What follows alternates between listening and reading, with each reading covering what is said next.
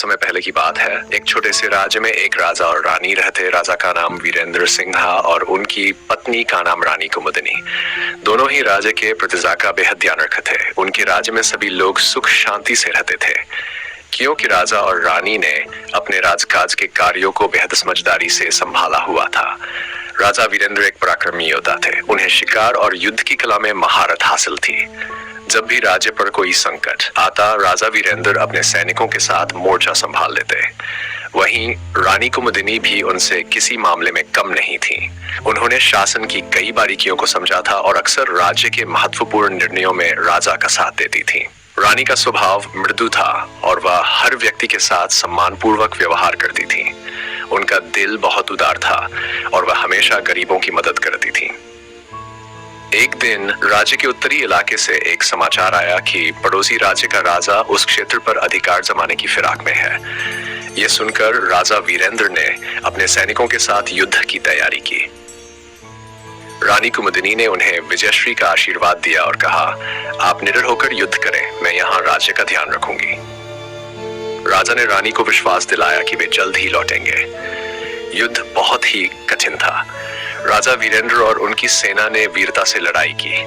राजा ने अपनी कुशलता से दुश्मन सेना को पराजित कर दिया, लेकिन युद्ध में उन्हें गंभीर चोटें आईं। किसी तरह से राजा वीरेंद्र को वापस राजमहल लाया गया। उनकी हालत देखकर रानी कुमुदिनी बेहद दुखी हुई, लेकिन उन्होंने अपनी भावनाओं को नियंत्रित करते हुए तुरंत राज्य के सबसे अच्छे वैद्य को बुलाया। वैद्य ने राजा का उपचार किया और धीरे धीरे राजा की स्थिति में सुधार होने लगा। इस दौरान रानी कुमुदिनी ने न केवल राज्य के कार्यभार को संभाला, बल्कि प्रजा का भी ध्यान रखा। राजा की अनुपस्थिति में रानी ने पूरी निष्ठा और साहस के साथ राज्य का संचालन किया। रानी के इस व्यवहार को देखकर राज्य की प्रजा उनसे और भी अधिक प्रभावित हुई।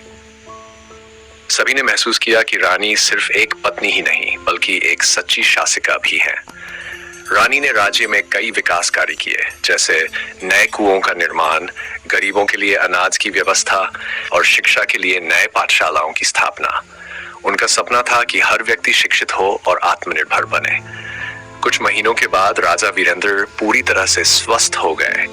उन्होंने अपने राज्य में शांति और विकास देखकर रानी की प्रशंसा की। राजा ने महसूस किया कि रानी का त्याग और उनकी कुशलता ही राज्य के विकास का असली कारण है। राजा ने रानी से कहा, तुमने जिस तरह से मेरे बिना राज्य का संचालन किया वह सराहनीय है। मैं खुद को धन्य समझता हूँ कि मुझे तुम्हारे जैसी समझदार पत्नी और साथी मिली है। रानी ने राजा को विनम्रता से उत्तर दिया, यह मेरा कर्तव्य था।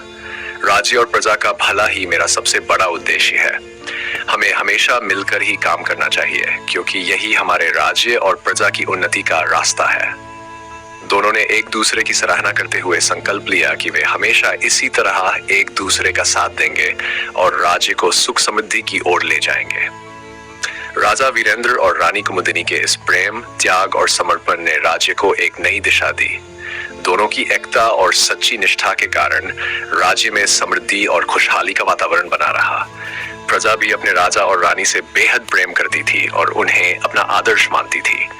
इस तरह राजा और रानी की यह कहानी हमें सिखाती है कि सच्चा प्रेम, निष्ठा और एकता किसी भी कठिनाई का सामना करने में सक्षम है।